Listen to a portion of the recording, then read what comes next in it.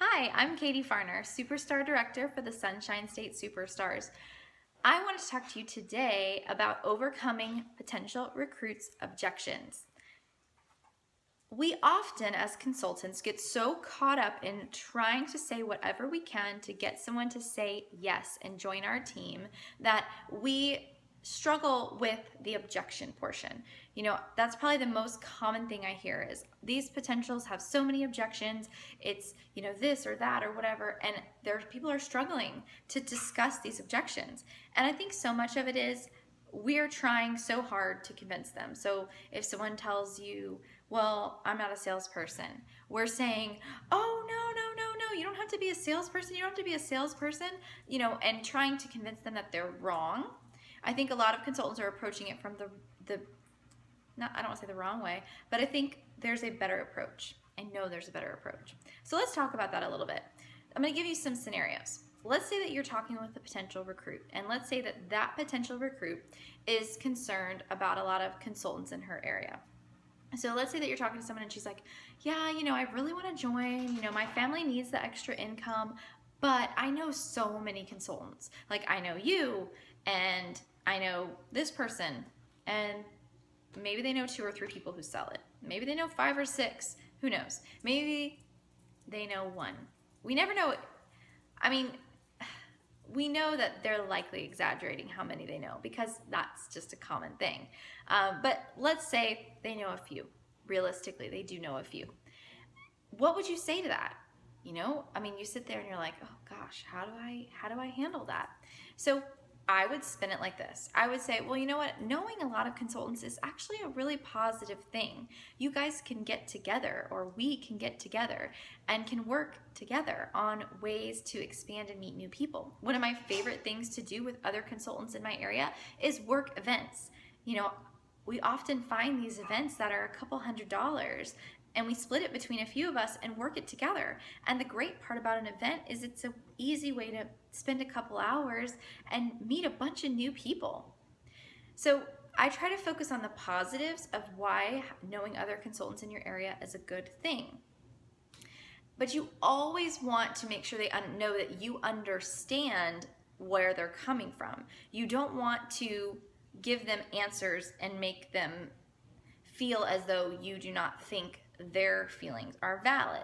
You definitely always want to validate their feelings. So if that potential recruit is saying that, you want to say, I understand that, and it's not surprising to hear you say that. Here's some of the reasons why I think it's a really good thing. So give her examples. That's one example that you could give. Another thing is it just helps make Scentsy more well known. And if I'm offering great customer service and I'm putting myself out there consistently and I'm meeting new people, I know that these people who are using Scentsy, who are customers of these other people that are also talking well about Scentsy in the community. So Scentsy doing well is a good thing for everyone. There are more customers than there are consultants. That is a guarantee. So these are the kinds of things that you would say in that scenario. Let's say that you're talking with somebody, Duke, there's no food in the bowl. My dog's over there trying to chow down. He's like, I know there's more food in here. Honey, there's not more food in the bowl. Oh my goodness, he's like such a little pig, that dachshund. Anyway, so let's say that you are talking with somebody who wants to join, but says, I don't know anyone. That's a super common one. I don't know anybody. What do you say to them? What do you say to that person? You would say, I totally understand. I know you've only lived here a certain time, or, validate their feelings, however is best in that scenario. And then say something like, that's one of the things that's really awesome about Scentsy is it's a tool for you to be able to meet lots of new people and make new connections in your community. So as your sponsor, that's one of the things I do is I show you how to utilize the contacts that you do have to meet new people. It's like super organic and natural way to meet new people.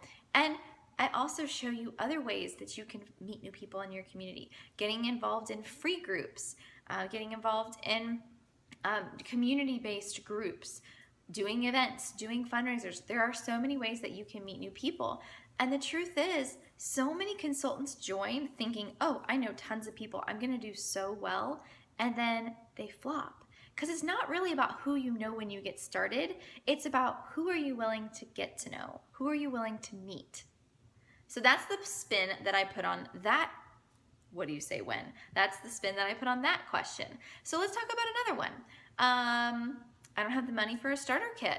Well, I've made a video on that before. I don't know if you've seen it, but I have talked about how you can fundraise. You can do a house party with them. So say, I know you really want to do it. Why don't we fundraise for you? You will forfeit hostess rewards, but you will get all of the commission. So if we have a $500 party, you'll get more than you need to purchase a starter kit. So fundraise for her party, and she can tell everybody it's a fundraiser party. We're trying to raise funds for me to get a starter kit. So when you maybe schedule it towards the end of the month, and then when commissions run, you give her a prepaid card with the amount, the donation amount on it, and then she can go and purchase her starter kit. Make sure that you do not use your card to pay for their starter kit. That is against compliance. You can do a fundraiser and donate the money to her, and then she can go and purchase her starter kit. That is fine, but you can't publicly advertise that. So you can't post that on Facebook. Oh, you can earn a free starter kit with me. Like, you can't post that stuff on Facebook, but this is something you can offer to someone one-on-one, via text, in email, in person, whatever. So just a little tip there for you. So that's one thing I like to do when they say they can't afford a starter kit. That is a way that you can overcome that objection. What's another common objection? Let's see. I'm winging it here. I always wing it in my videos. I never have notes. Let's see, what's another common objection? I want to think of one more. I don't know anybody. I know too many consultants. I can't afford it. I'm not a salesperson. Duh. I'm not a salesperson. That's probably like the number one objection. So if someone says to me, I'm just not a salesperson, I say, I totally agree with you. I don't think you're that salesy person, because when I think of a salesperson, I think of someone as kind of like slimy and dishonest. Yuck.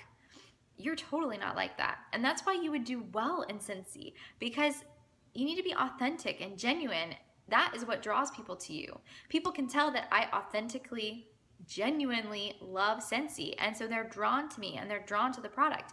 And you're the same way. So just sharing your love of what you do is the best way to attract people. So it's a good thing you're not salesy.